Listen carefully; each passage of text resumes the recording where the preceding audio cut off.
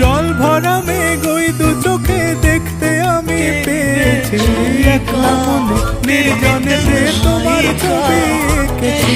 নাম রেখেছি বনলতা যখন দেখেছি, হয়তো বা সেই ক্ষণে তোমায় ভালোবেসেছি।